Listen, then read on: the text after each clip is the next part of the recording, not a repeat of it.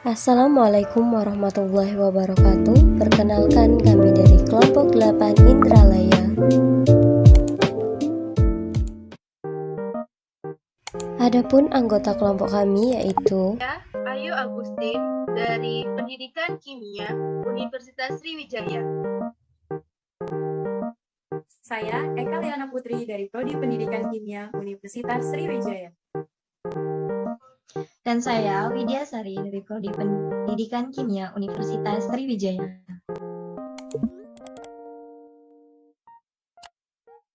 pokok bahasan kali ini yaitu katabolisme asam amino. Tujuan pembelajaran, mahasiswa mampu mengkombinasikan jalur metabolisme karbohidrat, lipid, protein ke siklus TCA dan siklus urea. Prosedur proyek, carilah dan pahami materi mengenai katabolisme asam amino. 2. Kemudian editlah video dengan semenarik mungkin. Materi singkat.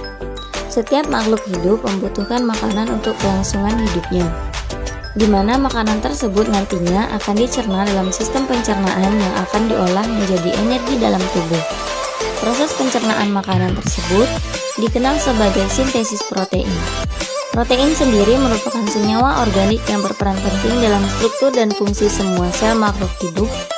Sebagai salah satu sumber gizi, struktur dan fungsi semua sel makhluk hidup. Sebagai salah satu sumber gizi, protein berfungsi secara aktif sebagai sumber asam amino sebagai organisme. Asam amino termasuk golongan senyawa yang paling banyak dipelajari karena salah satu fungsinya sangat penting dalam organisme, yaitu sebagai penyusun protein. Asam amino mengalami katabolisme pada saat gugus amin mengalami pelepasan dari asam amino. Ada dua tahap pelepasan gugus amin dari asam amino, yaitu transaminasi yang berupa pemindahan amin oleh enzim aminotransferase kepada alfa ketoglutarat menghasilkan glutamat atau kepada oksaloasetat menghasilkan aspartat, dan pelepasan amin dari glutamat menghasilkan ion amonium.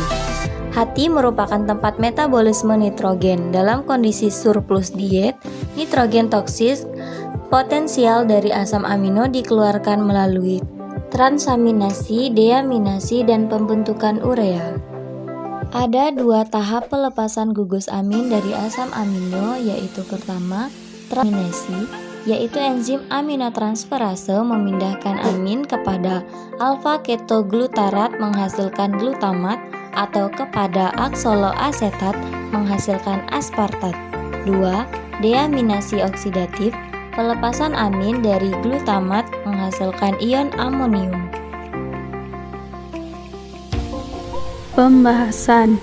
Katabolisme asam amino adalah proses pemecahan molekul asam amino menjadi molekul yang lebih sederhana untuk dibuang gugus aminanya, dan rangka karbonnya digunakan sebagai penghasil energi. Katabolisme asam amino dapat terjadi apabila tubuh kelebihan pasokan asam amino dari makanan, atau karena tubuh tidak bisa menyimpan kelebihan asam amino, atau karena tubuh kekurangan energi disebabkan oleh kelaparan yang ekstrim.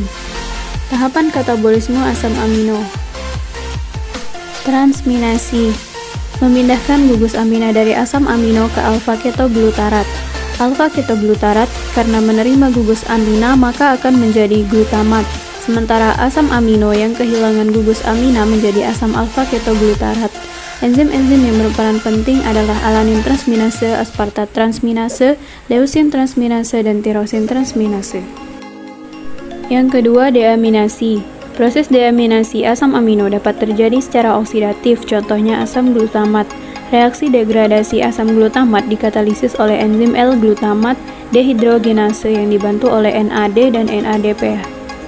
Selanjutnya, oksidatif adalah penghilangan gugus asam amino dari asam aminoserin yang dikatalisis oleh enzim serin dehidratase. Asam amino teronin juga dapat mengalami deaminasi non-oksidatif dengan katalis treonin dehidratase menjadi ketobutirat. Yang ketiga adalah siklus urea. Siklus urea adalah proses lanjutan dari siklus pelepasan gugus amina. Amina akan berikatan dengan HCO3 yang membutuhkan 2 ATP dan akan berubah menjadi karbonil fosfat. Dibantu oleh CPS, atau karbonil fosfat sintase. Karbonil fosfat akan bereaksi dengan ornitin yang dibantu oleh ornitin transkarbamilase untuk menghasilkan sitrulin. Setelah sitrulin terbentuk di mitokondria, maka akan keluar di sitoplasma.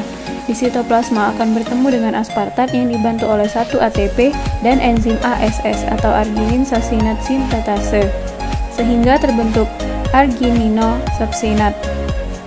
Arginosubsinat akan terpecah menjadi arginin dan fumarat dengan bantuan enzim ASL atau arginin sasinat liase. Fumarat akan masuk ke siklus Krebs dan arginin akan terpecah kembali menjadi urea dan ornitin. Ornitin akan kembali ke siklus awal dan membantu perubahan karbomain fosfat menjadi sitrulin, sedangkan urea merupakan hasil akhir dari pembuangan di siklus urea. Kesimpulan. Pertama, telur adalah sumber protein yang baik sekitar 6 gram per butir telur. Bahkan, bisa dikatakan bahwa telur merupakan sumber protein terbaik. 2. Ikan merupakan sumber protein hewani dan juga memiliki kandungan gizi yang tinggi, diantaranya mengandung mineral, vitamin, dan lemak tak jenuh. Rangkaian proses pencernaan protein itu berawal dari rongga mulut atau kerongkongan menuju lambung, lalu usus halus ke usus besar dan berakhir di anus. 3. Protein adalah senyawa organik kompleks yang tersusun atas unsur karbon, hidrogen, oksigen, nitrogen, dan kadang-kadang mengandung zat belerang dan fosfor.